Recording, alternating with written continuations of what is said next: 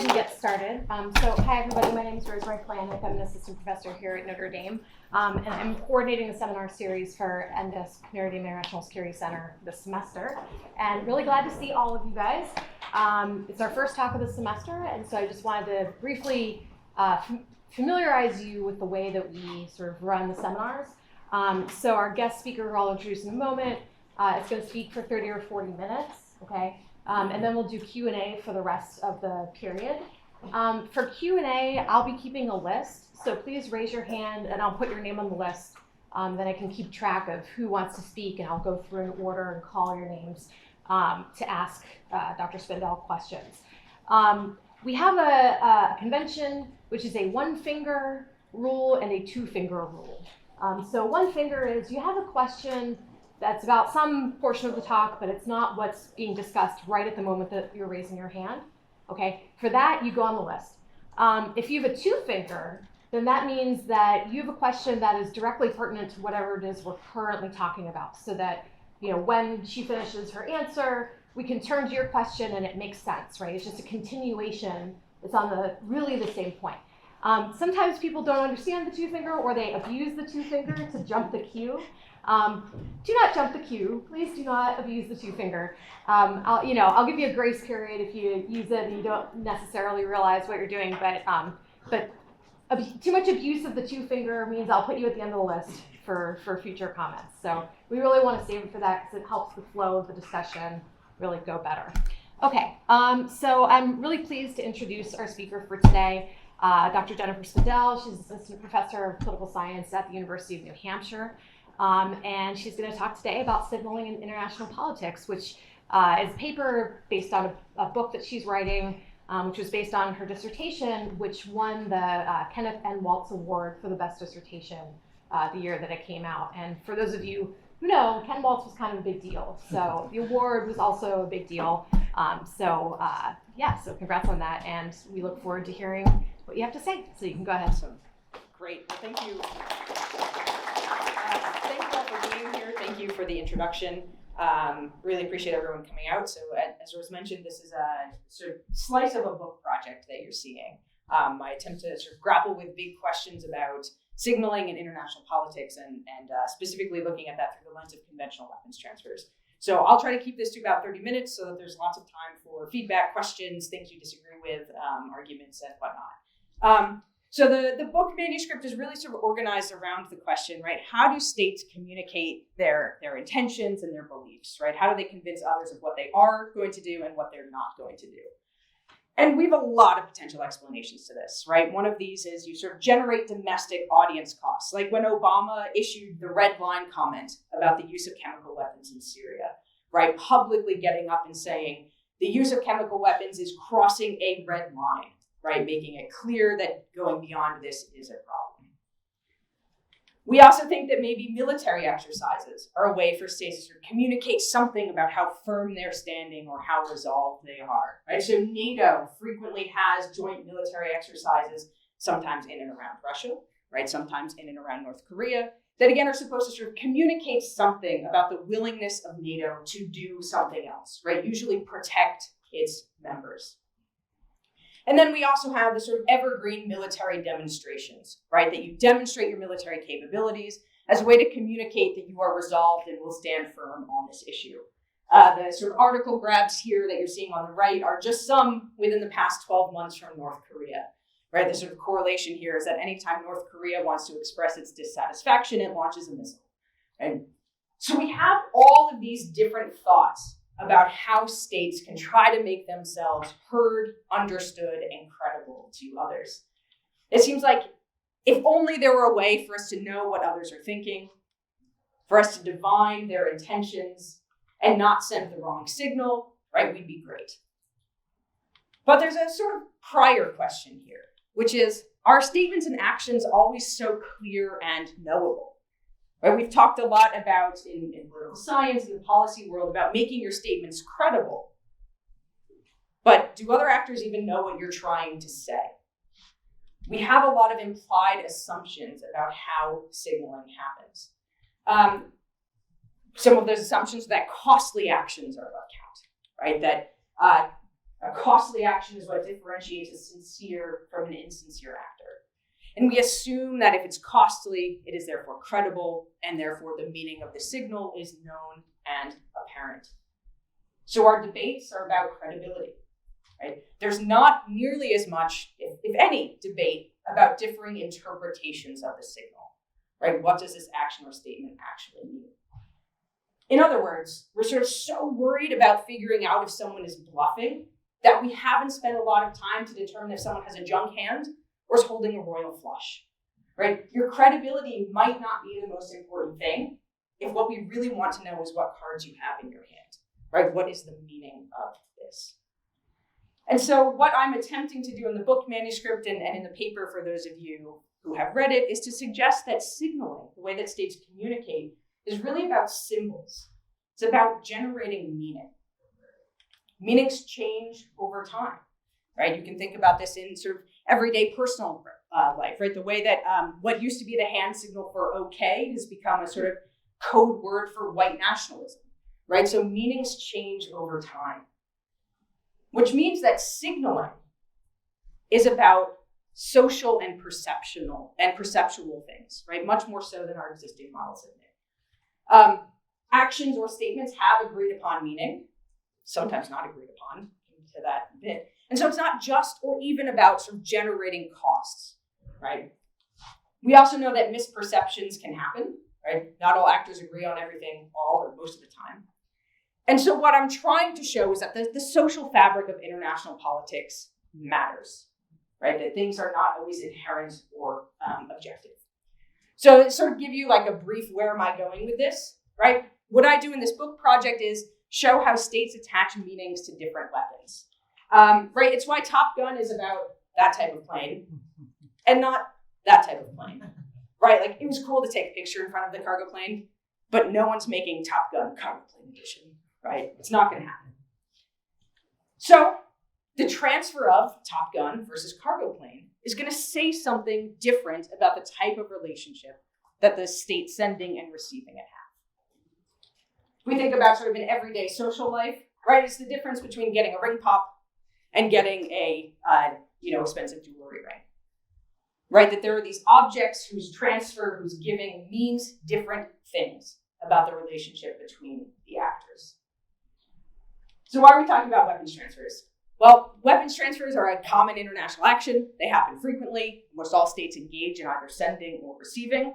If you're interested in this, the Stockholm International Peace Research Institute has oodles of data on it. Weapons don't require audience costs. So there's a sort of robust debate in political science about the phenomenon of audience costs. Weapons transfers don't necessarily engage in that.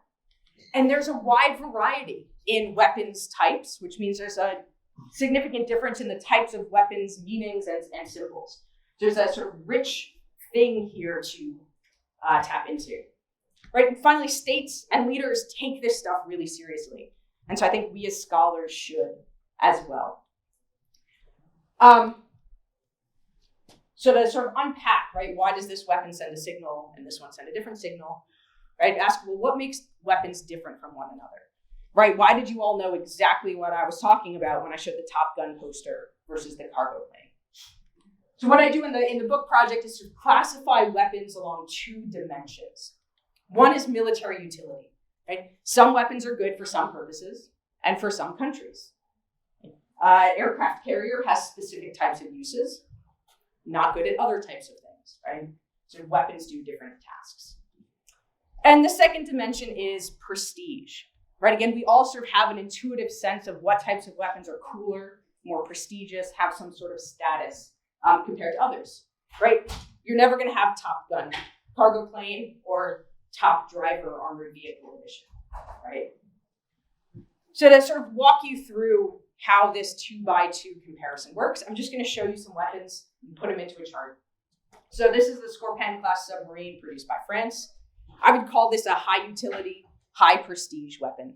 What we know from existing scholarship is that advanced fighter jets, main battle tanks, and submarines are a consensus prestige type of weapon. So this is one example of that, right? It's a high military use, high prestige weapon. This is the equivalent of the diamond ring, right? Its commitment It's noticeable.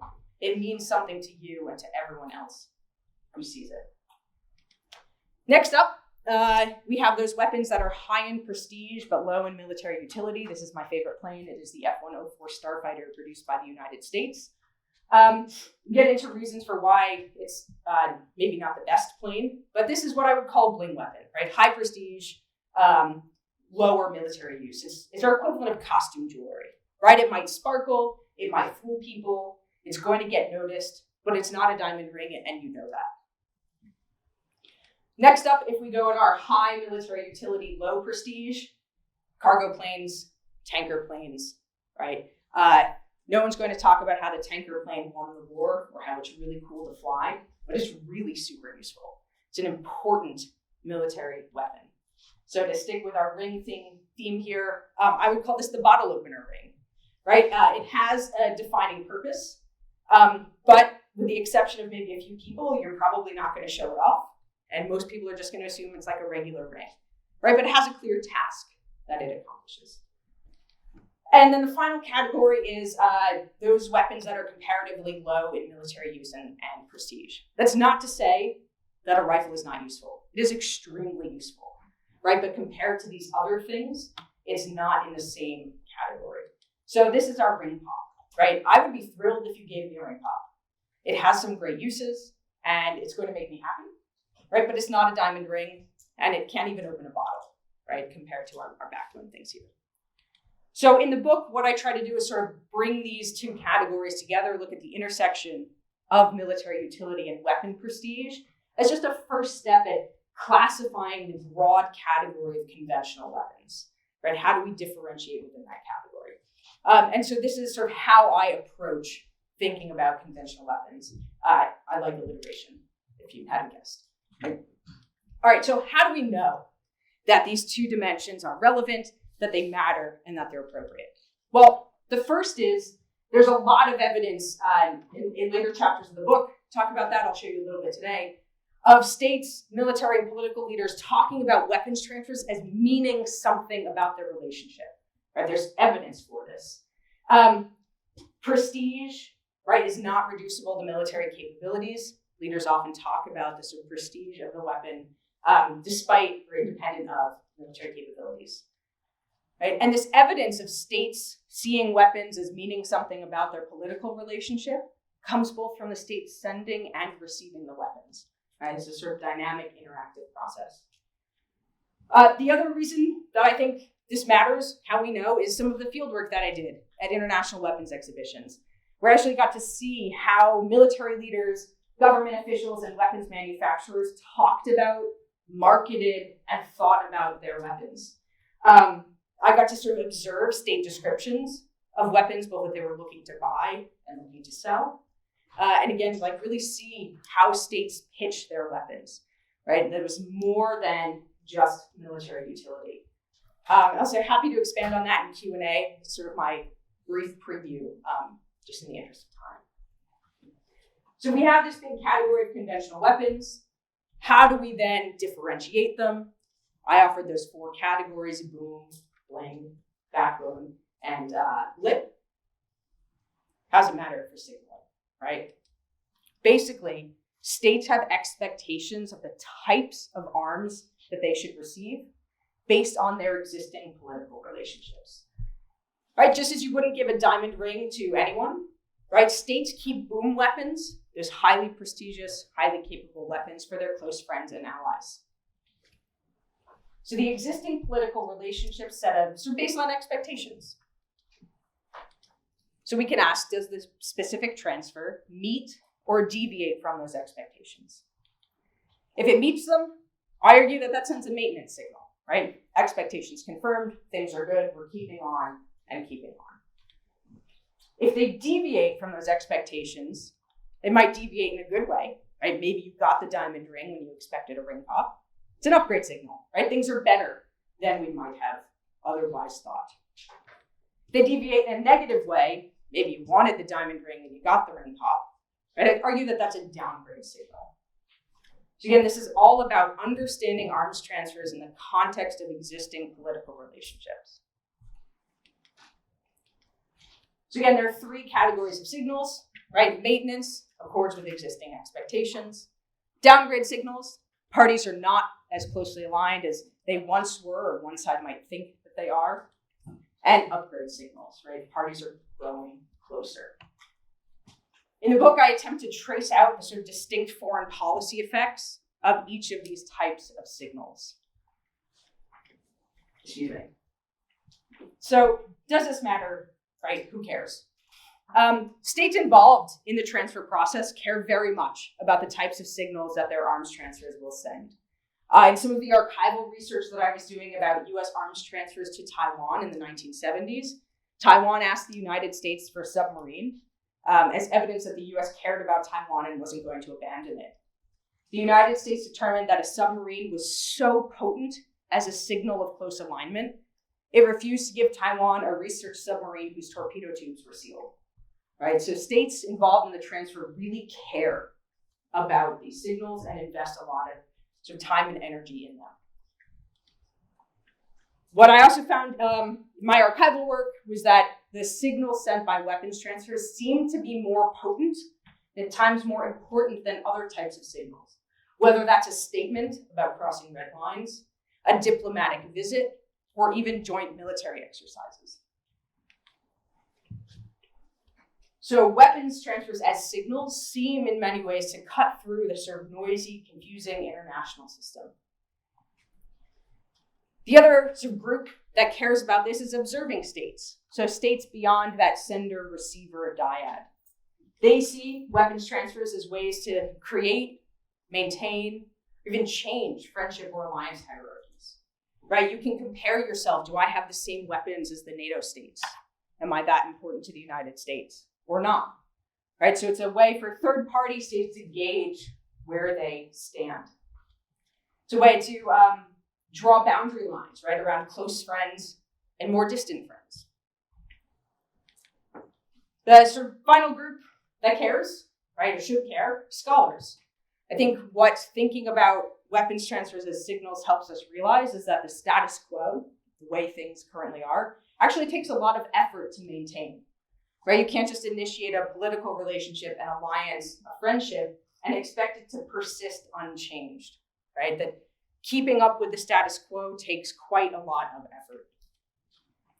I think for scholars, this also points us to hopefully understand that meaning might be just as, if not more important than establishing credibility.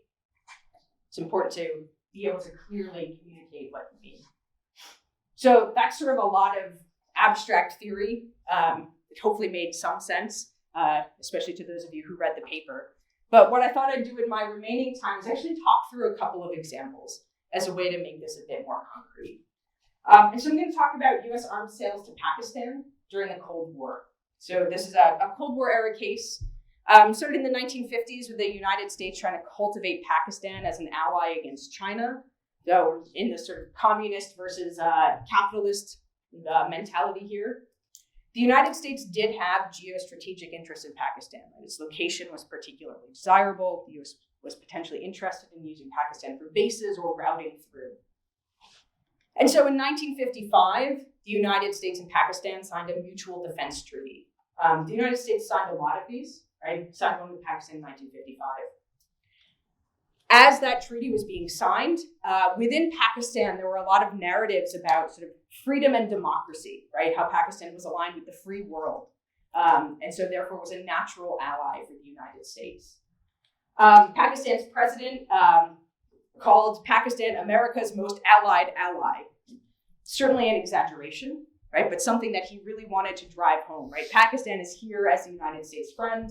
It is a good ally, a good fit for the United States. And so what do you give your close friends and allies who are your most allied allies and talk about democracy and freedom? Well, you give them boom weapons, right? So based on the existing political relationships, Pakistan expected to receive prestigious and capable weapons. So one of the first weapons that Pakistan received was this guy, the F-86 Sabre. Within Pakistan, this was seen as proof of the US commitment. Both Pakistan's president and military leaders said, this is proof that the defense treaty is real, that the United States takes us seriously, and that this is, a good and solid relationship. relationship.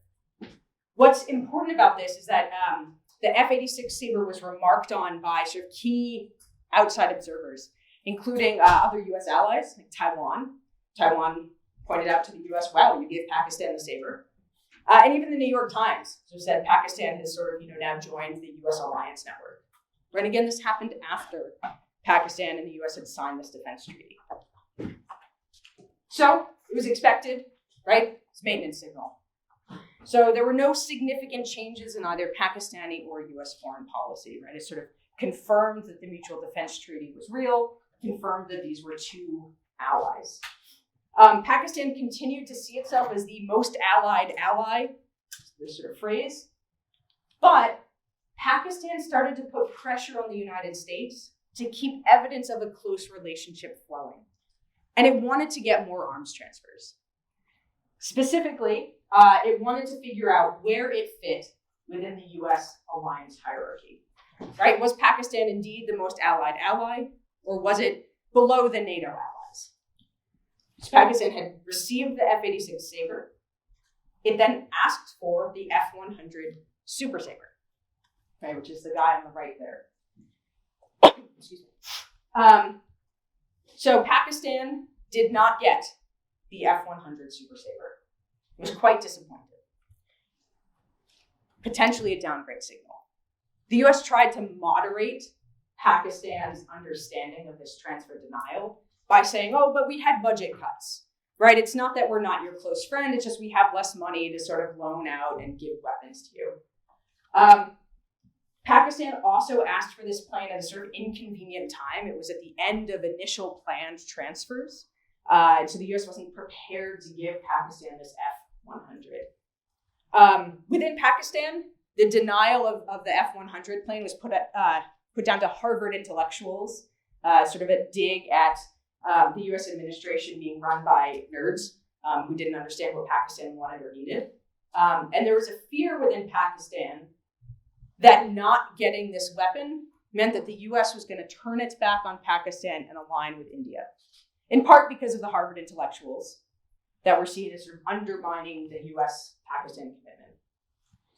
And so even if the US didn't intend to send a downgrade signal, it did by denying this F-100 transfer. So in search of clarity, right, is Pakistan the most allied ally? Is it an ally? Or is the US going to abandon it for India? Pakistan next asked for the F-104 Starfighter. This is the weapon that I used as an example of a wing weapon earlier. The F-104 was a Mach 2 capable plane and at the time set a speed record. It's pretty cool. It ended up being used as a NASA chase plane, right? So a sort of interesting perceptual association with the space race. Yeah. The AB model, so planes usually have a numerical and a alphanumeric designation. So the Pakistan asked for the F-104A. The A and the B model had sort of significant enough problems that its producer, Lockheed, actually issued information to pilots about, like, don't bank too hard or your plane might stall and crash, right? So the plane had some significant problems, and yet Pakistan still asked for it as it was searching for this clarity about where it stood in the US alliance relationship. The archival evidence about the F-104 has US officials calling the plane a glamour weapon. Right? They actually call it a glamour weapon and a shiny object. Right? So there's sort of recognition that this plane wasn't great from a military perspective, but that it was going to do something for Pakistan in terms of its relationship. Right? This was really seen as a test of the US commitment to Pakistan. So Pakistan did not get the F-104. The US said, absolutely not. Pakistan took this as a serious and significant downgrade signal. At the same time, the United States gave emergency military aid to India in 1962, as India was fighting a border skirmish with China. Pakistan saw this as historic, not in a good way, and worrying. This is a screenshot of a US cable noting that after the denial of the F-104, combined with the very basic arms aid to India, that Pakistan's foreign policy shifted toward as the phrase was at the time, communist China, right? That Pakistan has gotten closer to China, right, as a result of this downgrade signal. So what did Pakistan do concretely? Well, Pakistan made a sharp break with the United States in terms of foreign policy coordination. Within Pakistan, there were protests. There's a newspaper article sent home with a sign that said a donkey is more trustworthy than a Yankee, right? So again, like casting doubt on the US as a legitimate alliance partner. Pakistan threatened to leave two core alliances, SEATO and CENTO. And a US official noted that Pakistan was charting increasingly divergent courses on key international issues. Pakistan further pissed off the US by calling for negotiations over the disputed territory in Kashmir, which the US had for years been saying, please don't do this, right? This is not the time to start these negotiations. And President Ayub in Pakistan took a shot at the US by saying that American policy was devoid of moral quality and that Pakistan had been let down. And what's interesting about all of these actions is that leaders, both within Pakistan and in the United States, were tying these to the denial of the F-104 transfer. The other thing that Pakistan did was it concretely drew itself closer to China. And again, the whole point of the Mutual Defense Treaty between the United States and Pakistan was to stand together against China. President Ayub tried to what he called normalize relations with China. So that resulted in a couple of agreements in 1963, both a border agreement about territory in and around Kashmir and a civil air agreement allowing the passage of civilian planes. Pakistan's relations with China, in the perspective of the US, jeopardized its relationships with the Western world. So this was a sort of significant policy shift on the part of Pakistan.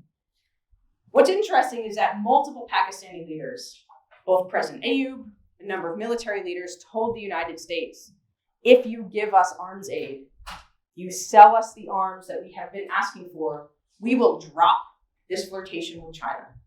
Right? So there was a clear connection between arms transfers as the proof that the US and Pakistan were in fact friends and stood together. Right? So basically, all of these actions were linked by Pakistani officials to the very, very minimal US arms aid to Pakistan and the denial of the F-104. Right? Pakistan felt that it really had been insulted as an ally. So I think what this case shows us is that arms transfers carry meanings about the relationship between the sender and the receiver. These signals, this meaning, is observable by other states. The signal is often stronger than other types of signals, right? The US was verbally, in private and public, trying to reassure Pakistan that, it wasn't going to abandon Pakistan, it still remained a good friend of Pakistan. But Pakistan took the arms transfers, denials of arms transfers, as more serious than these other signals. I think this also helps us understand some of the ways in which signals sent by arms transfers affect the receiver's foreign policy. It's not to say that foreign policy is entirely attributable to arms transfers, right? But that they're one thing that helps us understand why states act how they do. I think this also raises the importance of multiple audiences. That often in international relations, we talk about dyadic relationships, right? Bilateral relationships. But I think what we see, what leaders reflect, is that more than just the two states involved in an action or a statement matter. That states are constantly benchmarking themselves against one another and against things that have happened in the past. So there are multiple audiences always observing, always watching, and drawing inferences about the reactions and the interactions between two states. And this also shows us that signals can be sent regardless of attempts to manipulate them or to change their meaning. So Pakistan got the saber, very happy, proof that it was indeed a key and close US ally. Pakistan did not get the F-100. And despite the US saying, please don't read anything into this, we're still best buds, Pakistan took this as a slap in the face. It did not get the really not great, but pretty shiny F-104, and took that as the nail in the coffin that the United States cannot be trusted, despite assurances to the contrary, it is going to abandon Pakistan and align with India. So no matter what the US tried to do, whether downplay or contradict the arms transfer signal, these signals seem to matter the most. In the book project, I have a couple of other Cold War cases. I'm happy to sort of briefly mention them, but I hope that the Pakistan case sort of adds some more concreteness to the sort of abstract theoretical discussion. Right, so this doesn't sound like. There you go. So to sort of wrap things up here, right, if I was to sort of talk about conclusions, signaling is difficult, right? Communicating your intentions and beliefs is not something that's easy, but I think that our debates, by focusing on credibility, have kind of missed the mark, right? That the meaning matters just as much, if not more. And so what I think future research, maybe mine, maybe others in the room could look at is, really exploring this relationship between meaning and credibility. If the meaning is clear, does it mean that you're credible? Can you be clear in your meaning but not credible? What's the relationship there? I think this also helps us understand some of the social and symbolic foundations of international politics. Sometimes a weapon is more than a weapon, right? And carries quite significant meaning about political alignments. So I will end there. Happy to take questions, comments, pushback, whatever you would like to chat about. Thank you very much.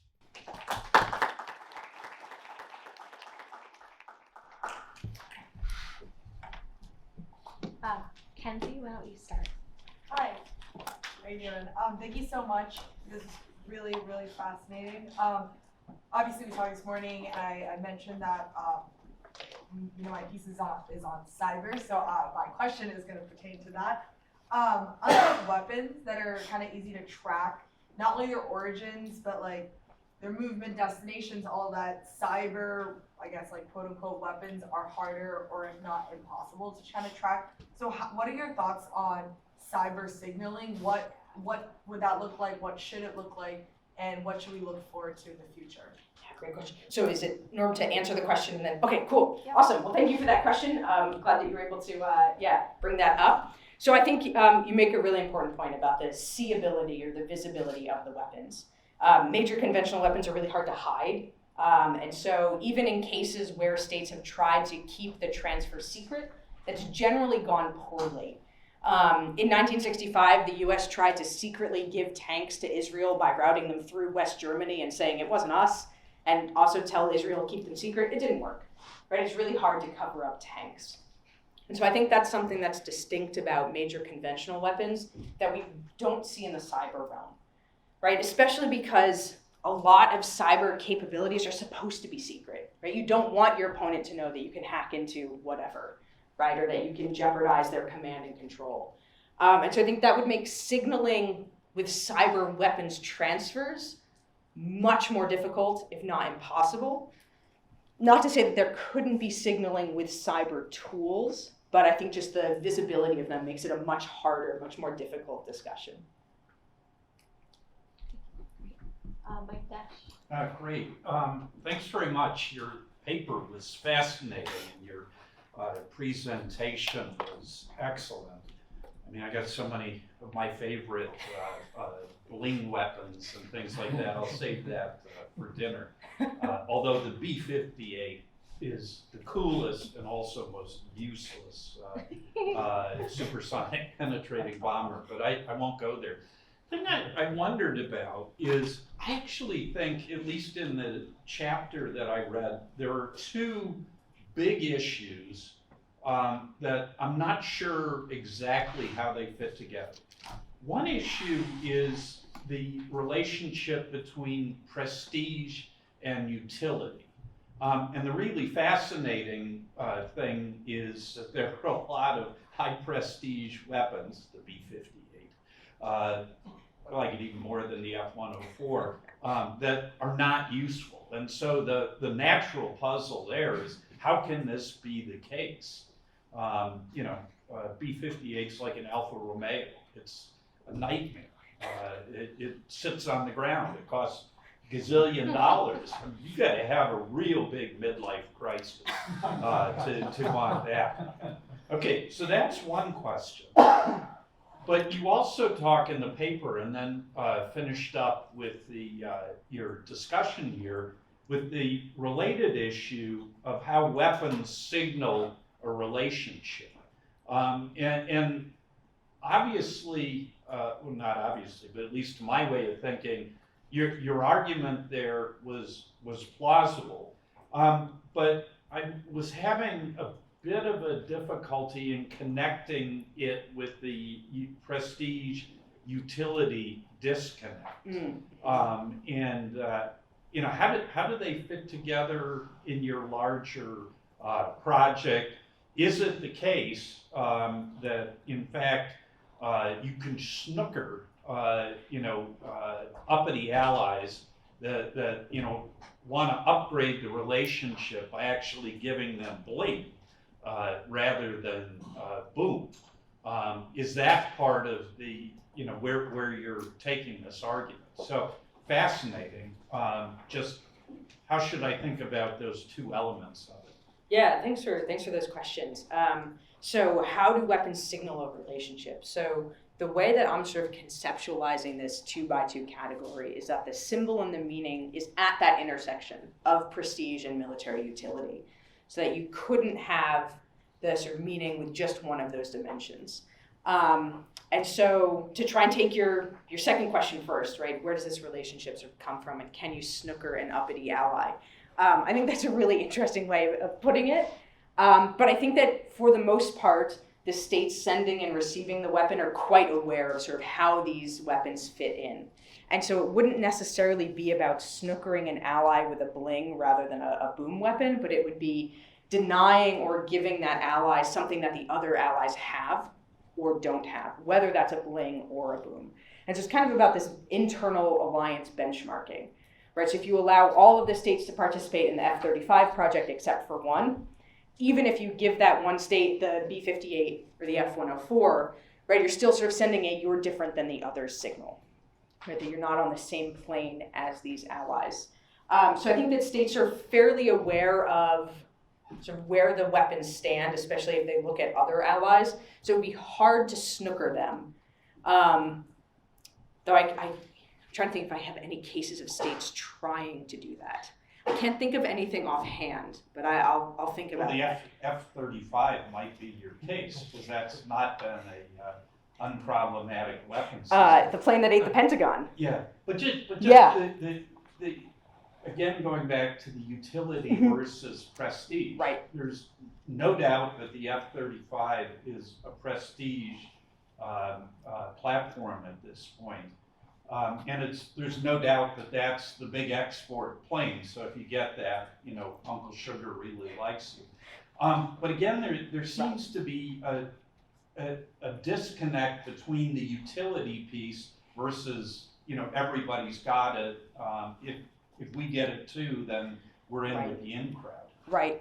Alex and I were talking about this earlier, the sort of relationship between military utility and prestige. And I think that prestige comes from a sort of associational, so where does the dimension of prestige come from? Associations with the great powers, sort of weapons that are a status marker in many ways, which is why I think the sort of consensus in the literature is fighter jets, main battle tanks, and submarines, right? That those are great power weapons. There does seem to be some sort of baseline level of technological capability for a weapon to be a prestige weapon, which doesn't necessarily mean it's a military utility, you know, usefully weapon, but it has some level of capabilities. So it sounds like the question is sort of, are there weapons that are very prestigious? Oops, I didn't do it. Very prestigious, but not militarily useful, and why? And I think the F-35 is actually a really good example of this. And John Caverly, who, if you're interested in sort of arms transfers, arms sales, is a guy to read. He and I have argued kindly about the F-35. My view very similar to yours, that, you know, why are states investing in this thing that has had so many problems, that it was called the plane that ate the Pentagon. It at one point was going to be potentially decapitating pilots because its heads-up display helmet was so heavy, right? Why? Just why? And John's take, and I sort of defer to him as the sort of capabilities expert, is that the F-35 is the worst plane out there until you compare it to all the others. And so I think that there is this sort of within category comparison. The F-35 states are interested in being part of because of its prestige, right? It's this next generation stealth fighter, its association with the United States, but that also it might actually be the least bad plane out there, right? Is what John would say. So I think it is rarer for planes to be pure weapons, not just planes, to be purely prestige and not have some sort of use. But I think the point is well taken about sort of trying to think about, are there a lot of these high prestige but not useful weapons? Great. Alex. Great. So thanks, Jen, for the wonderful talk. In general, let me put my cards on the table first. I think the general intuition of the argument makes sense to me, and I like it, as you know. But since we're earning our dinners by being mean, I'm going to offer a few pushbacks. And I'm going to focus on the fact that you've teed your book up as a general theory of social signaling, not just about the symbolic value of arms trade or arms transfers. So both of my pushbacks basically revolve around this issue of why are arms sales the appropriate measure for your theory? And the too long did not listen version of this really comes down to two pushbacks. One is the alternative ways in which states can signal how close they are, like who are the buddies and who are the, you can't sit with those at the lunch tables, right? There are not just cheap rituals, which you get to on page 29, nor have third-party knock-on effects that you acknowledge towards the end of your manuscript. And the second comment there has to do with the inference issues that these third-party knock-on effects generate, which you also acknowledge, but I think you sort of underestimate them in your manuscript. Okay, so beginning with the alternatives. So towards the end, you sort of get into this issue of, okay, so there are all these ritualistic things that are not sort of very meaningful, they don't stick around. So things like diplomatic dinners, did you get to sit with cool people? Did the leaders do this after trilateral meetings, right? If they don't do it, that means you're not really happy with each other.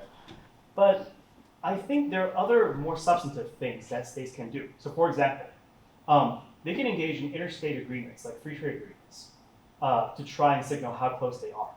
And they could design things like really preferential conditions for those that are close, and not have those for states that are not very close, right? So even things like early harvest schemes where states may say, look, even before the agreements come into place, we're gonna offer all the benefits of the agreements to you anyway, just to show goodwill, right? And part of that has really manifested in China's charm offensive towards the Southeast Asian states in its economic statecraft. So all of this doesn't seem to have the same kind of knock-on effect that arms transfers do. And so I'm not quite clear why we're not focused on that, or what you would think about sort of what are some of the social signals that states can send, and why arms transfers are the most appropriate measures, given the other range of things that are available that are not just ritualistic things.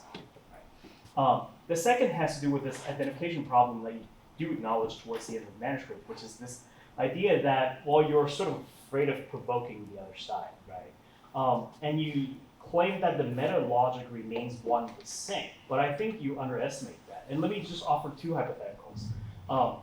One is, imagine the US wants to move closer to Taiwan. So it wants to send all of these high prestige weapons or high symbolic power weapons to Taiwan, but obviously it's very afraid of potentially provoking the Chinese. So what gets ended up sent, or what the US ends up sending, is basically a notch below what it would prefer to send, right? So basically you've introduced this gap that biases your estimate, right, in quote-unquote quantitative terms. There's another hypothetical situation where imagine the US and Taiwan wants to move towards a porcupine strategy, basically consisting of all these cheap and mobile weapons to help Taiwan perform its military missions against China, right? So that's purely a utilitarian argument to move towards that porcupine strategy. But that doesn't say very much about the social relations between those two countries, right? If anything, that just tells me that those two states are finally becoming more coordinated in a way that will actually help Taiwan perform its missions. So I just think that these two hypotheticals still point to a potential problem in how you might conceptualize how arms transfers and how you might infer sort of political meaning out of these transfers. Great, thanks. So I'm going to attempt to take those in reverse order and think through the sort of U.S. arms transfers to Taiwan first. I think the U.S. sending weapons that are a notch below what it wants to send is actually quite in line with the argument, right? It would be the U.S. Taiwan wants a submarine, right? The U.S. might be willing to send Taiwan a submarine. Actually, the U.S. would probably be willing to coordinate a European submarine because the U.S. only makes nuclear submarines, and that's a sort of no-go. But the U.S. might be willing to help Taiwan acquire a submarine, except that it's concerned about the reaction of China, right? One submarine, two submarines are not going to help Taiwan militarily rival China, right? That's a sort of issue that would require much more than even a handful of diesel-electric submarines. But that the U.S. is so concerned about what that signal would send that it's not willing to help Taiwan acquire that submarine at all, right? Because the signal would be a growing closeness between Taiwan and the United States, which would worry China, which isn't in the interest of the United States. So I think that logic actually kind of fits with the theory, right? That the signals sent by arms transfers are so strong that the U.S. would be wary of arming Taiwan or helping Taiwan arm because of the anticipated reaction of China, right? So China would be that sort of third party whose opinions would weigh on the United States. I think the porcupine strategy is interesting, right? Because it suggests that there are, and perhaps quite commonly, times when sending arms is purely about the military balance, right? Or about helping a state defend itself. And so in those cases, is signaling involved, right? How do we sort of know the difference? So I think that Taiwan might be happy to receive weapons on sort of porcupine strategy level, but that it would be wary of giving up or not having the sort of weapons that it sees as a marker both of its status and of friendship with the other nations that it considers important friends. I think actually a good example of sort of that dynamic of what are times where weapons would be militarily useful, but states might not get them or get something different. It's actually from 2018, US arms sales to Ukraine. So in 2018, so before the current invasion by Russia, the United States sent Ukraine a number of Javelin missiles, militarily very useful. But the implicit understanding of the transfer was that those Javelin missiles would be kept in the West, away from fighting in the East. And a number of people, both US officials and sort of external observers said, yeah, this was just a signal of US support for Ukraine, right? That, yeah, these are militarily useful weapons, but they're going to be kept far away from fighting. And it's really just a signal of support. And there were actually Ukrainian sort of military people at the time who said, yeah, what we most want is actually communications equipment, transportation equipment, and radar, not the Javelin missiles. And so I think this signaling dimension does weigh on states, and they take it into account, even at times when there are sort of fairly simple military balance things that might help. So hopefully that makes a little bit of sense. So other ways for states to communicate. I think the interstate agreement one, the preferential trade agreements, is interesting. The sort of alternate, how else do states communicate thing that I've thought about is, alliances, diplomatic visits, establishing an embassy or consulate, recalling an ambassador or a consul, and even establishing embassies and sending diplomats is not so rare that it sort of garners attention. The biggest thing that I can think of in recent years was Trump moving the U.S. embassy in Israel, right, to Jerusalem. That was quite notable and made a statement. So I'm not sure on the preferential trade agreements. I think it's something interesting to look into. I guess the counterfactual might be, if China's Belt and Road Initiative was the Belt, Road, and Weapons Initiative, would the United States act quite differently than it has, right? Which is a sort of, we're not really happy that you're doing this, but we're not going to take such action as to intervene and try to block those relationships from developing. Right, and I imagine if China were giving military aid as part of Belt and Road, right, that the U.S. reaction might be quite different. And so I think there might be something to preferential trade agreements being a way to try and signal something, but I'm not sure if that rises to the sort of same potency, I guess is how I would put it, as weapons transfers. But I'd like to hear more about trade agreements, for sure. Yeah. Great. Kirby. Hi. Thanks for the talk. I thought it was very fascinating, and I enjoyed the alliteration. Is it possible to fit sorry, I'll restart. So different weapon systems have different level of support that come with that weapon system. So like a fighter jet not only includes the jet itself, but also like the personnel, the spare parts that come out. And whereas like something like a javelin is more like the term that came to mind is like a give and forget kind of weapon. Right. Does that affect the prestige of the weapon, or does that kind of does it have its own independent effect?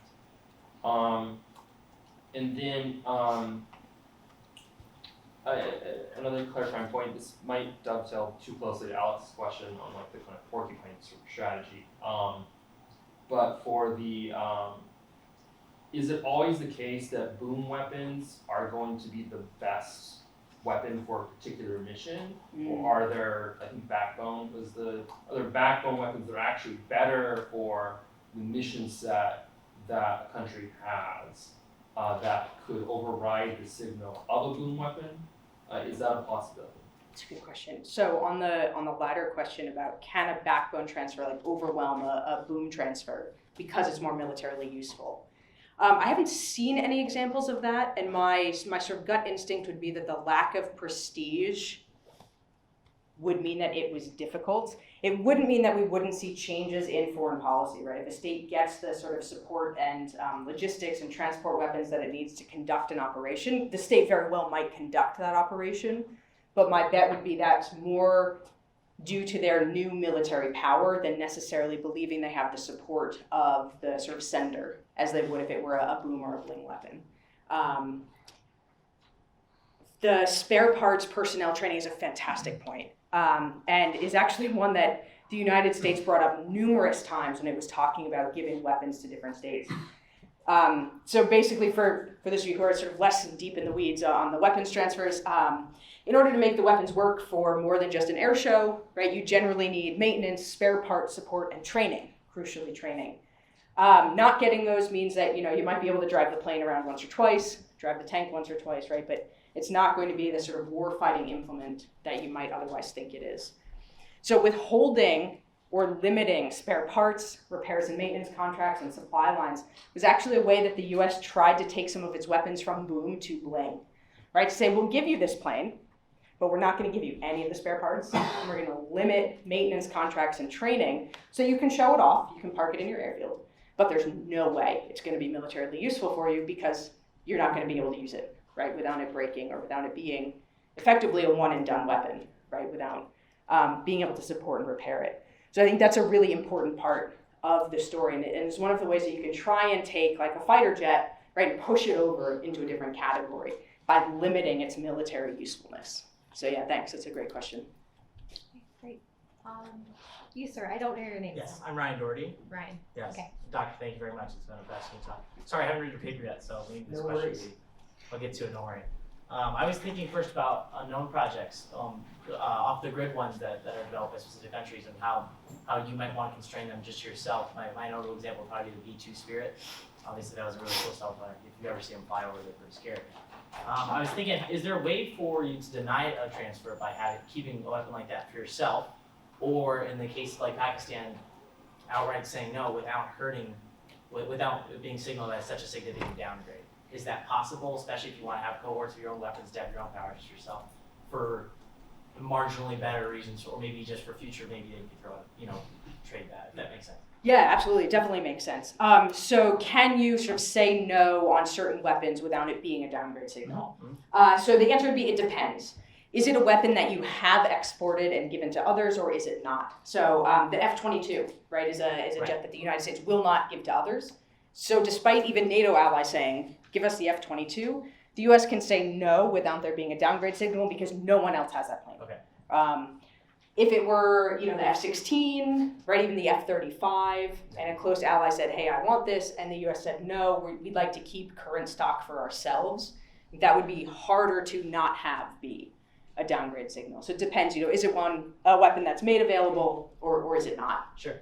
So in the case of Pakistan, would you think that there are certain things they could have done? So the F-104 and the F-100 were available weapons. So they almost shot themselves in the foot, essentially. Where Yeah. It's kind of like once it's out the door, obviously.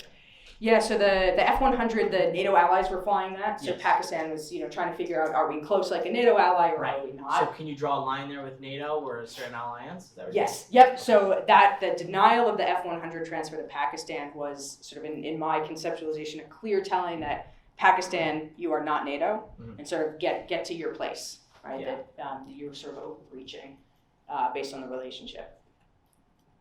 Makes sense. Thank you, Don. McLean?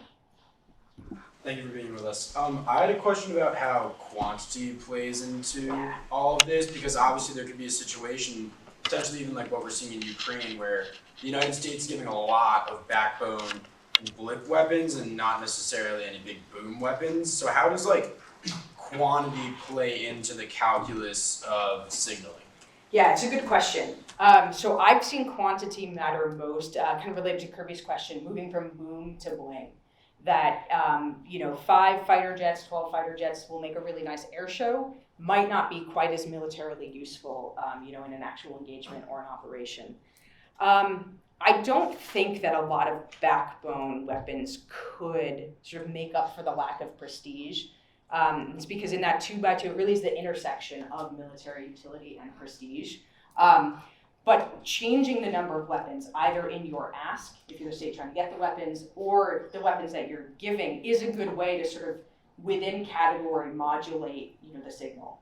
Potentially moving from boom to bling, or even just, here's a handful, rather than here's a squadron, right? Or here's a lot of these. That's a good question. You, sir, what is your name? Nick Carter. Thank you very much for being here today. So my question relates to kind of how your analysis fits into existing frameworks of other types of state interactions. So you kind of touched on that earlier, a little bit with Alex's question. But specifically thinking about the way in which alliances are going to affect how these sorts of transfers occur, especially because, on the one hand, it seems like it doesn't really matter quite so much if you're already engaged in a really robust alliance with another nation. Maybe international signaling between those two nations is not going to be essential to kind of understand where your standing is. And then also strategically, it might not be as important, especially if there's like this concept of umbrella deterrence. So if anybody in the alliance has some sort of either conventional or non-conventional functionality, everybody benefits from that functionality.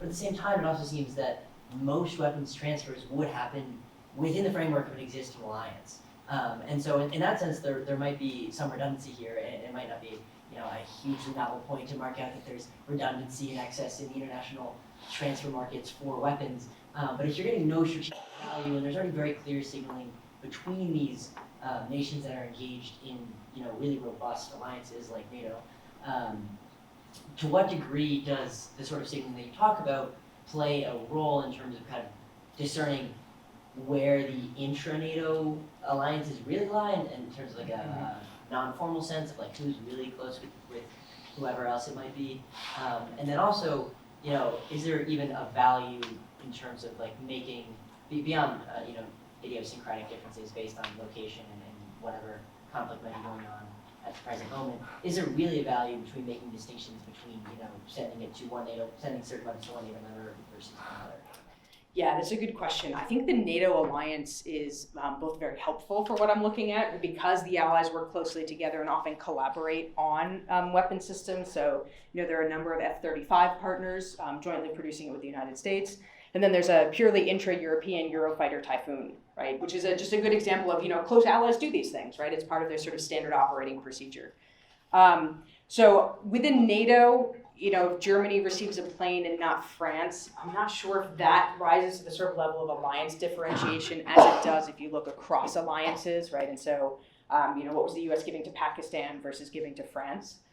But there are times when we do see, even in close and sort of long-term alliance relationships, this type of differentiation.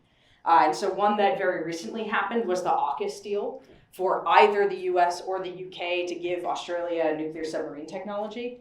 So deal was signed, not clear if it will happen, when it will happen, sort of which submarine it will get. If Australia does get nuclear submarine technology from the United States, it'll be only the second time the US has exported that technology, the first being to the United Kingdom. And so that's being taken as a sort of, wow, like that's a pretty significant step for Australia. There are absolutely geostrategic reasons, right? Australia being close to China. But the reaction sort of among the allies was like, wow, that's a pretty big deal for Australia. And then I think the other example is what Turkey did recently with the F-35 and the S-400. So Turkey has, since 2012, been shopping around for an air defense system, was initially going to buy one from China, and the NATO ally said, really? Like, you can't do that. So it didn't. Then Turkey started making overtures to Russia and saying, we would like the S-400 air defense system that you produce. The NATO allies again said, really? You can't do that. And Turkey said, well, I'm going to, and did, in fact, receive the S-400, and Turkey was cut out of the F-35 system. There was some cost to the US for doing that. I can't remember the exact figure off the top of my head. It was a lot of money, but not a lot of money. But the US did that to sort of express, like, this is not okay, right? What you did is not in line with being an appropriate NATO partner, and so we're booting you from the F-35. And it's notable that that happened even after Turkey had already received its first F-35. If you would like to see a fascinating video that shows how much symbolism is attached to weapons, Google Turkey F-35 rollout ceremony. It was hours long. There's actually song, dance, video, right? So Turkey saw the F-35 as like this really important thing and then was cut out of the program. So those types of things are rare, you know, the sort of giving a weapon that boosts you up within a sort of friendship system that you're already in, or being cut off from a weapon and sort of put aside, I think are rare. They do happen, but for very, very tight allies like the NATO alliance, it's rarer to have that intra-alliance movement. It's usually across alliances. Quinn. Yes. So you mentioned that states tend to see high technological, very powerful military tools as more prestigious, with a preference towards destructive weaponry. But as you also mentioned, Ukraine was asking for surveillance technology and not anything destructive. So my question to you is, are there any other great power military tools that aren't that don't have destructive capabilities, that are seen as prestigious? So for example, would the E-2D Advanced Hawkeye be something that other states would find a boom weapon? So to summarize, do boom weapons need to go boom? It's a good question, and I like the phrasing on that as well. Right, so is there a sort of baseline level of like firepower, right, that a weapon needs to have in order to be eligible for boom category? In theory, no, right, because technological firepower, right, lethality is not what determines prestige. In practice, what we know is that the weapons that are primarily associated with the great powers, and particularly with the world wars, it seems to be the sort of common reference point for states and leaders, which is interesting to me, are the weapons that are seen as prestigious. And so that's why main battle tanks, which have their use, absolutely, right, but are still seen as prestigious even as we've developed more technologically advanced weapons. So there might be a sort of baseline level of lethality, but I think that's because of the perceptual association with the great powers and not necessarily just because it goes boom. I'm trying to think if there's a easy to remember weapon that goes boom that would be in the sort of backbone. I'll have to think about that and let you know, yeah. Thanks for the question. Dan. Okay, maybe a follow-up on that and then a different question. I'm just wondering, how many a priori or objective measures do we have of prestige? And to what extent prestige is actually a social construct? So, cost, technology, size, lethality, all seem to go into it. And some of that, of course, overlaps with effectiveness, so you've got a little bit of conflating of your axes in the 2x2, which is something maybe just to note, but 2x2s are 2x2s, and I oversimplify. So, but you hear India talk about its aircraft carriers. You can basically see the plumage come out and the chest expand, and I'm like a European power now. And there's so much of that in that program in particular, but elsewhere. If Professor Waltz was here, he'd be complaining in response to Alex about Taiwan's always buying these semi-largest ships and not anti-ship missiles, right, and wasting money. So to what extent are there objective measures, or are things sort of socially constructed? And I think your time at the trade fairs would be interesting to see kind of what is the culture? Are people hyping things Yeah. that actually on the basis of prestige rather than, oh, Taiwan, here's what you really need, and this is going to be the most effective thing for you. So that's one Yeah. question. And sort of related to that is the relationship between prestige and deterrence. Mm-hmm. We're the opposite. So again, back to Taiwan. If Taiwan buys these ships, which are not good bang for the buck, does China think, oh, that's a pretty large ship, that's a bad development for us? Or do they think, they're wasting their money, right? This is helping the window of opportunity, right? Is it helping deterrence against deterrence? Right. How does that seem to work in, say, the case of Taiwan or elsewhere, where people, does prestige buy you any deterrence, or does it buy you an invitation to invasion? Cool. Thank you for those questions. So, is prestige a social contract? Yes. I think it very much is. Prestige, there are some things that prestige weapons have in common, but, why is it that the F-104 and not the F-100 became the sort of bling symbol, right, of the sort of 1960s, 1970s U.S. alliance network? I think it's hard to know beforehand, right, that it was the F-104 not the F-100 that sort of took on this role. So I think it's very much sort of determined by the actors themselves in some ways. And thank you for the invitation to talk about weapon shows, because I wanted to show pictures.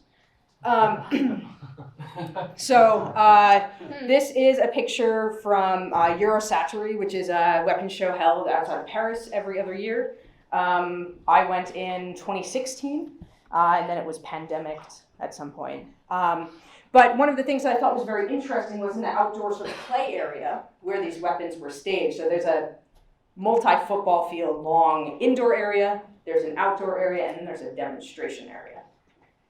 As you walk towards the demo area, this was a very common sight, right? Not necessarily this vehicle, but the chosen by stickers, right? So states are sort of, manufacturers are saying, we're really great. Look at who's part of our club. Don't you want to be part of that club too? And I didn't include the other picture of what I was going to show, but the other way that I saw this sort of associate us with the cool kids dynamic was inside the static display. So, Raytheon would have this 2-story booth, for lack of a better word, that they constructed in this convention center. And it was clear that it was 2 stories. It was one of the tallest around. If you were really special, you got to go up to the 2nd floor, which is where the deals were made, where I was not allowed. But who modeled their booths after Raytheon's booths? The sort of states and manufacturers that wanted to be associated with them. And so I went to 2 different weapons shows, hoping to go back to one this coming fall. But the actual physical construction of here's where we are actually started mirroring and mimicking one another, which I thought was really interesting. So very much we might have the ability to influence how others see our weapons, in a way that makes me think that prestige is very much a sort of social construct. The other way that states or manufacturers tried to do this, so there was, as part of Eurosatory, a sort of outside demonstration area. I wasn't able to take a video, unfortunately, but if I had and played this video, you would be hearing a hard rock soundtrack to this demo. So this was what they called the RoboCop demo, which is a sort of interesting melding of military and sort of police or quasi-military type technology. What happened was anytime there was a display or a demo of a weapon that we wouldn't immediately assume was a boom weapon, they changed the way the rock soundtrack went, and they often added in explosions, right? That's a tanker. It's kind of boring, right? But the thought here was we're going to add things to try and make you think this is a really cool, neat weapon to have. And the bottom here was the big video screen that they were using to sort of focus in on the explosion. So there was an attempt to try to influence perceptions of weapons in a way that was sort of very social, very mimicking, very sort of talking about the club that states manufacturers were parts of. Another fantastic example, more videos for y'all to Google. Google Rafael, an Israeli weapons manufacturer, India, 2009. Rafael tried to sell missiles to India via a music video.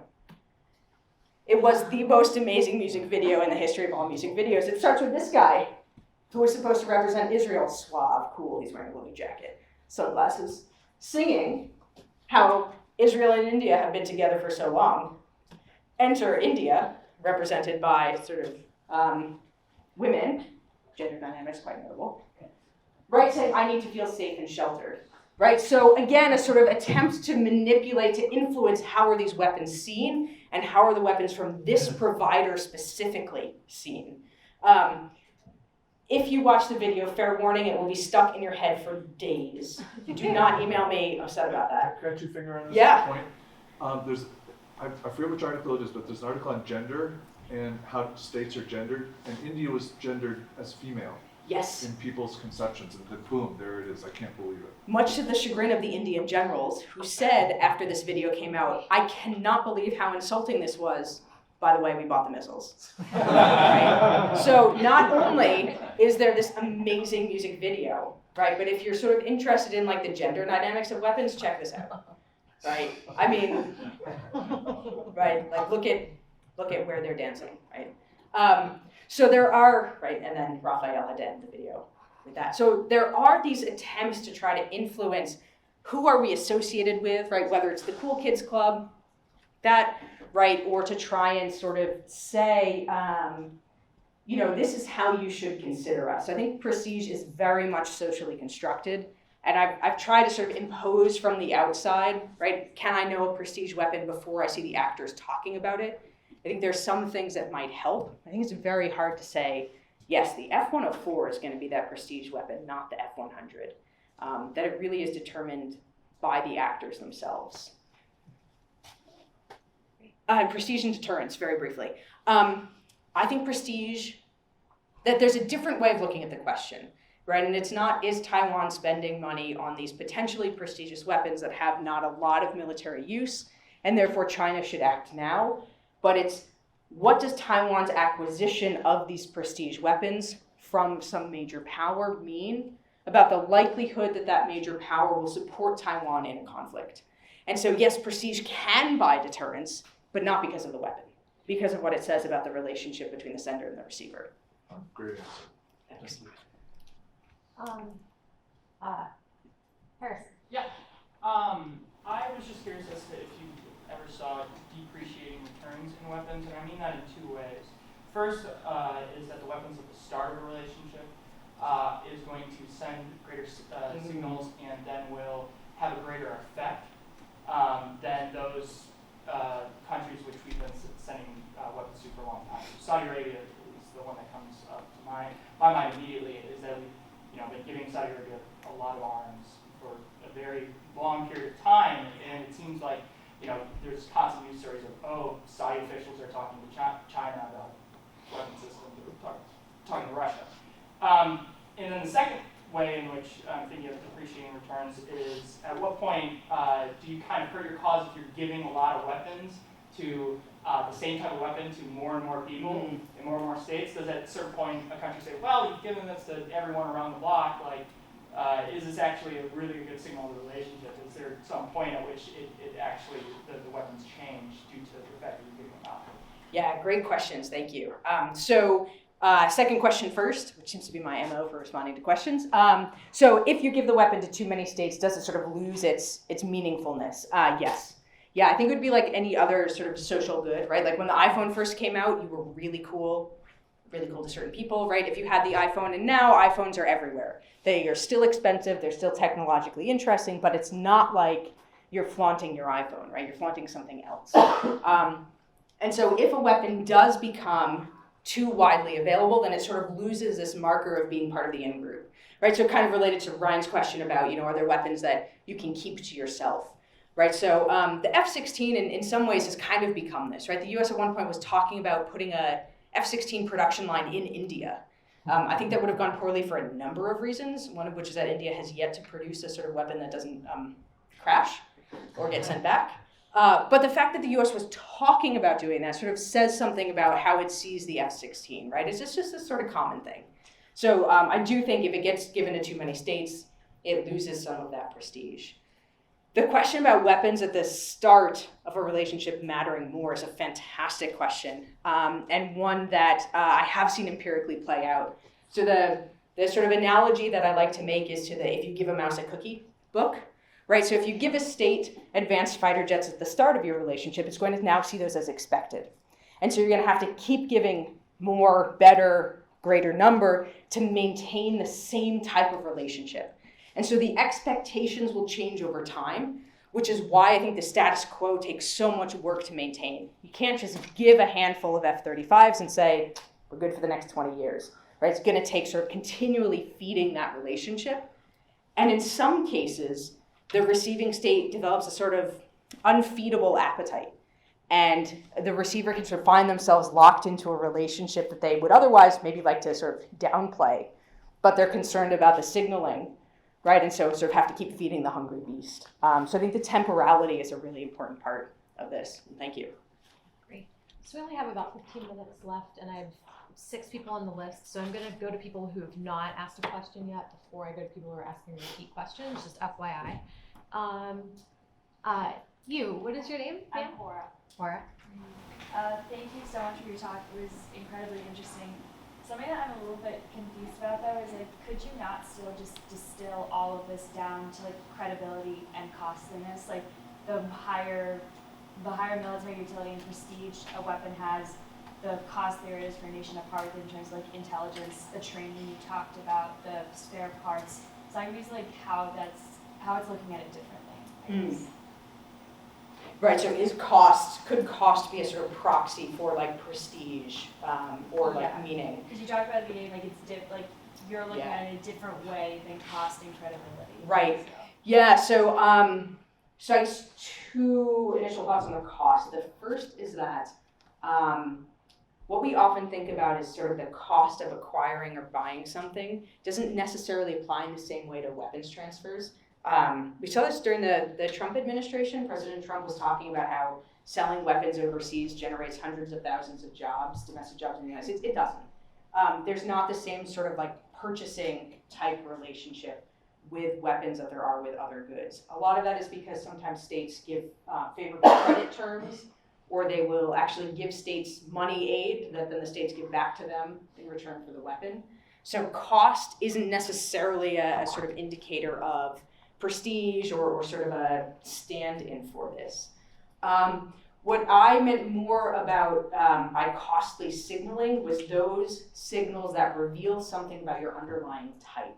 So the reason that President Obama was sort of pilloried for issuing this red line about chemical weapons used in Syria and then not following through was that in theory, getting up and saying the use of chemical weapons in Syria is a red line was supposed to engage domestic audience costs. And therefore, if President Obama did not follow through, the logic was he should be punished electorally. It didn't happen. The US sort of forgot about it at home. So that's the type of costly signaling that the scholarly literature is usually talking about. And it differentiates between costly signals and cheap talk. And so what I'm attempting to do with the book is say, actually, there's a sort of middle way, right, between these things. So yeah, I hope that sort of answers your question. Hi, I'm Brian Scher. Thank you very much for the talk. You're actually good timing because what you just said definitely relates to what I'm asking. I was wondering how you were factoring public opinion in the involved states, also with the observing states. Specifically, my example that comes to mind is Speaker Pelosi's recent trip to Taiwan, especially for such an opinion, like a state like the U.S. with such an opinionated political system. Do you think that officials make bigger statements with other potentially more noticeable actions that may be covered more by media than weapons transfers? And do you think that public opinion really matters in this sphere, or where actions are more like noticeable to the public, or is it really just like the governments of other states and their officials that their opinions are the one that matter? Like, do you think that public opinion could sway, I guess, what actually happens more than weapons transfers? Right. Yeah, that's an interesting question. I think that for the most part, political and military leaders aren't thinking about public opinion, just because, if you were to present, these 3 pictures to the public and say which one should we give to Taiwan, right? The general public isn't going to be able to tell the difference between them, and so that sort of gives leaders a freer hand to operate without fear of public opinion. But I think states can sometimes weaponize public opinion. So in Taiwan, when the US was trying to shift its diplomatic relationship to be with mainland China, Taiwanese news articles would often talk about how public opinion had lost faith in the United States. Whether or not that made a difference for US leaders, I think is not totally clear. But I think pointing to a dissatisfied public can be a way to try and say, you're not keeping up this relationship as much as you should. I think that Speaker Pelosi going to Taiwan's just the third rail for US politics, for politics with the US and China, and anything that the United States does sort of sets off either or both. A US jet had to make an emergency landing on Taiwan about, maybe 10 years ago at this point, and it was a subject of bilateral relations between the US and China for quite some time. China was so upset that the US sent a fighter jet to Taiwan, when in fact it was making an emergency landing. So I think that's potentially a special case where anything leaders do sort of makes a really big effect. Do you think it makes more of an effect than like weapons transfers? For leaders, no. Maybe for the general public, but not for leaders. Okay. Kimberly. Thank you, Jen, for the presentation. This is a question that I think follows from our conversation earlier. The more I hear this Q&A, the more I wonder, are there really two questions to your book project? I feel like a lot of the questions and a lot of the answers really are getting at two different dynamics, right? One is, under what conditions would the US send certain weapons, right? And then I think that is where you really get to know your boom and your utility and your prestige.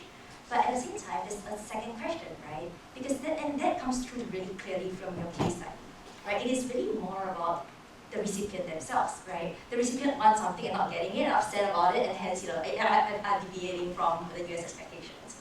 So then, are you trying to really ask two separate questions? And I'm going to ask this because I do think that you write well, the book project is fascinating, but to me the weakest part of the whole theory chapter is really the causal logic, right? The X and Y really don't link really well, and I think that really informs my question here, are there really two questions?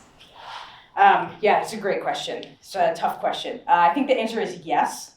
I don't know if the questions are separable, which is sort of what I've been struggling in the book, which is that what one state does in thinking about sending weapons necessarily depends on what the state it might be giving them to is doing or what it wants. So in the United States, the way that the sort of foreign military sales logistics work is usually the state that is going to be buying or being given weapons approaches the United States with a wish list.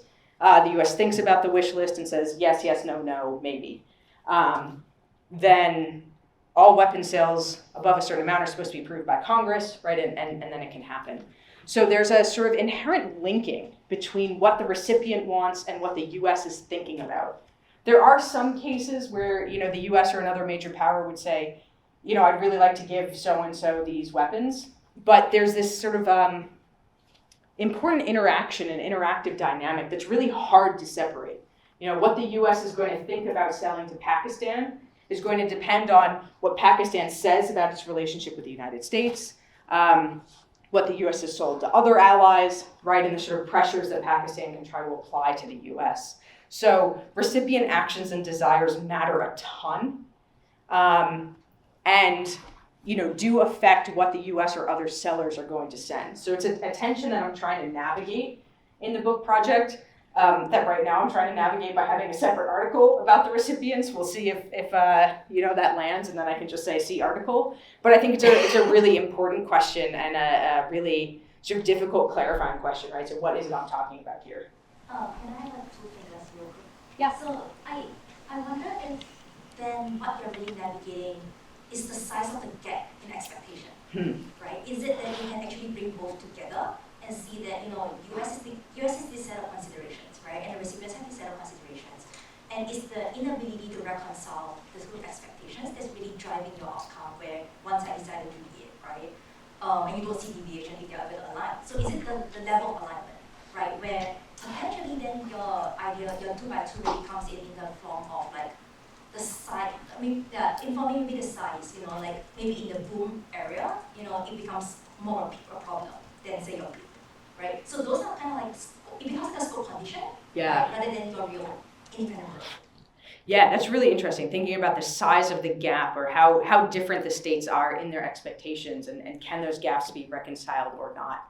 I think, one of the sort of artifacts of the archives that I use and sort of just using English language sources is that, the US is my main case. And because the US was one of the superpowers during the Cold War, I think both political and military leaders in the US felt like they could often have a free hand to do what they wanted, and that states getting their weapons should just be happy with whatever they're getting. And so a lot of what I capture in the case studies, as you say, is this sort of expectation gap. So yeah, I'll have to think more about sort of how to include that explicitly in the theory, but I think that's a really helpful direction to take things. Thank you. Thanks for your talk. I was wondering for states that have history of non-alignment, like India, for example, especially when they like to hedge their bets, so procuring weapons from Russia, Israel, sometimes the US, France. How can a state like the US use signaling as a diplomatic instrument to kind of increase the reliance of India on American weapons so that in the future we have more leverage? And how can we kind of use signaling to change that dynamic? And I was wondering about his question. I'm sorry, I don't know. Brian. About Brian's question about when China gets really angry, that when we do anything in relation to Taiwan, can you kind of create that kind of credibility, like create high stakes that if you do something, we're going to respond with a very disproportionate. Can you kind of create those stakes and make them known again through signaling? It's interesting. Yeah, so India's a super fascinating weapons state for a number of reasons. Non-aligned state during the Cold War, received Soviet weapons and now Russian weapons, but also very interested in both operating and producing US weapons. If India is able to become a country that can produce even components for both the US and Soviet bloc weapons, I think that'll put it in a really powerful position, right? Because then it's sort of the only state at the intersection of those two weapons types. So I think India, in trying to take weapons both from the Soviet Union and from the United States, was trying to walk this non-aligned course. In 1962, the US gave India some minimal arms aid, so mostly backbone weapons. And then after India and Pakistan fought a war in 1965, the US sort of opened a more significant arms transfer relationship with India. And so even though it was formally non-aligned, I think it was seen as sort of associated with the United States. So can a state like the US use signaling to leverage things within India? I think the US would like to think that it could. I'm not sure if confident that would actually be the case. I think sometimes what we see is actually the reverse, that states that have received US weapons are then able to sort of exert leverage over the United States, right? Give me more or else. And that or else might be I'll align with China, right? Or that or else might be I'll raise bloody hell and say you're a horrible ally, right? And so keep feeding me or else I'll stoke fears in your other allies. I think with India, I was actually at APSA a couple weeks ago, we ended up having a whole conversation about the Indian defense industry. And there's some general consensus that there's something really interesting happening there, but no one's quite sure sort of what to make of it yet, which I know is an unsatisfactory response, but I think it's a really interesting case study. Last question. Yeah. Thank you for your talk. You had mentioned this a little bit with the F-35 program, how there are weapon systems that are collaborative between states. So I was wondering if this approach to sort of signaling a favorable relationships would apply to not only the finished products, but also these collaborative endeavors. And if so, would collaborative projects signal a deeper relationship because they involve more trust throughout the development project? Yes, I think you're exactly right there, that collaborative projects, particularly when they involve the transfer of technology and sort of production know-how, are a very strong signal. And so, especially if it's for a sort of high-tech weapon, right, a high-prestige weapon, So setting up a production line or having components produced can be a very strong signal. Though in the few cases that I saw in the archives, not as strong as actually giving the whole weapon, interestingly. I think what's also interesting about collaborative weapon systems is the ways that it gives more states an opportunity to be involved in the signaling project. So in Turkey, after the journalist Jamal Khashoggi was murdered in the Saudi embassy in Turkey, there was a conversation within Europe about banning arms sales to Saudi Arabia. France said, no, we'd like to keep selling. The UK said, no, we'd like to keep selling. And Germany said, hell no. And Germany produces components for a lot of French and UK arms exports, particularly sort of on the engine side of things. And so Germany was able to put a full stop to French and UK arms transfers, making it seem like France and the UK were sort of also disapproving of Saudi Arabia. A couple years later, France and the UK successfully pressured Germany to have this weird loophole that allowed them to sell weapons back to Saudi Arabia. And then Germany got criticized for approving of Saudi actions, both at the Turkish embassy and in Yemen. So collaborative weapons projects open interesting ways to sort of complicate the signaling dynamics. Awesome. Well, I think this was a fantastic session. Thanks for all the great questions, and thank you for the great talk. Thank you all so much for the feedback. I really appreciate it.